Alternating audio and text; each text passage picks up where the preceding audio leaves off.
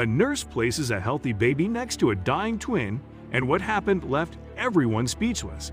A nurse places a healthy baby next to her dying twin, and what happens next proves that God exists. A true miracle that would leave everyone with their mouths open and tears in their eyes. Long before everything happened, she was a high school girl, like all the other girls, trying to survive everything, to get to college and become a successful professional. Her parents had educated her to become a dentist because it was also their profession, and they were doing so well that it seemed logical that their daughter would continue with the legacy.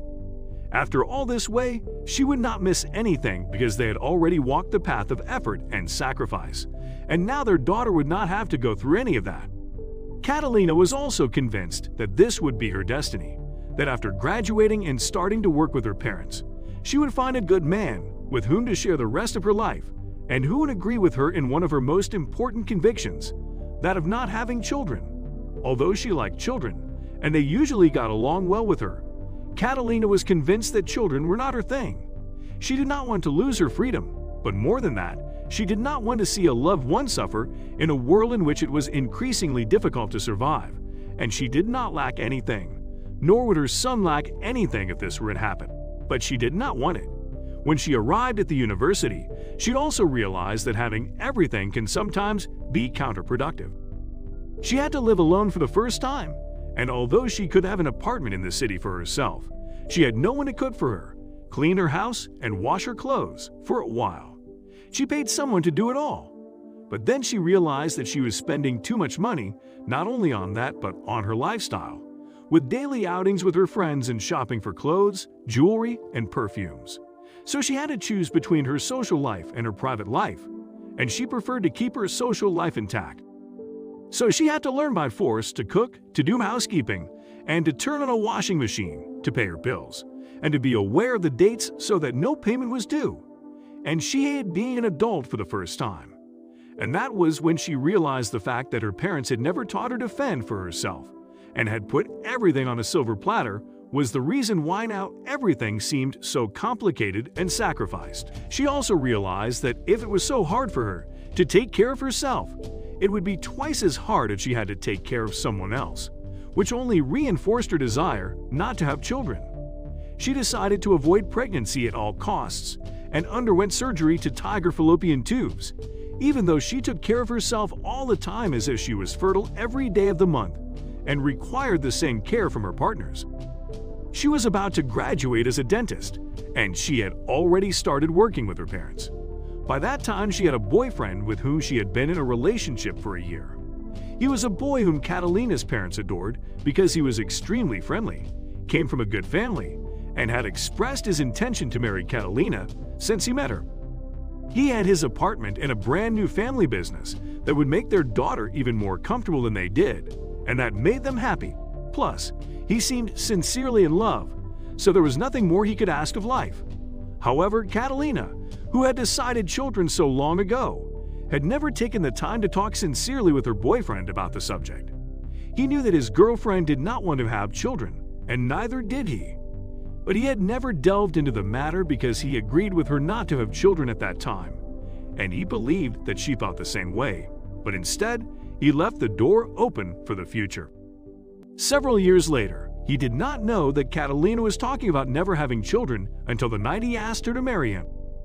Just minutes after she had accepted his proposal, the subject suddenly came up, and he told her that it would be ideal for them to have a child between 30 and 35 years old. And then she surprised him by saying that she did not want children either at 30 or at 35 or ever, and that upset him in a way that no one had imagined, and blinded by anger. He took her by force without any precaution, wishing that she would get pregnant right there. And now Catalina's body was battered and her heart was broken, and as soon as she could, she ran to her parents' house. Although she didn't tell them anything, they assumed she had argued with her boyfriend and hesitated to let it happen the next day. When he came to pick her up, however, they didn't think it was anything serious and didn't want their daughter to miss the opportunity to be with such a nobleman. So they let him in to talk to her. To Catalina's surprise, he spoke to her as if nothing had happened and asked her if they were going to tell their parents at once that they were getting married, or if she would prefer to wait a while to announce the engagement formally. She could not believe her ears. She told him that after what he had done the night before, there was not the slightest possibility of them getting married, and threw him out of the house amid tears and screams. When he left, she told her parents the whole truth, who gave her their full support and told her that she could stay with them as long as she wanted. She took an emergency pill to avoid pregnancy, and finally, she was able to calm down, trusting that everything would be all right, that she would resume her profession and continue with her life as she had always done. But nothing went well because, despite everything she had done to avoid it, Catalina was pregnant with twins. The news hit her like a bucket of cold water, and she went into depression for several months. Her parents were by her side all the time, and so were friends.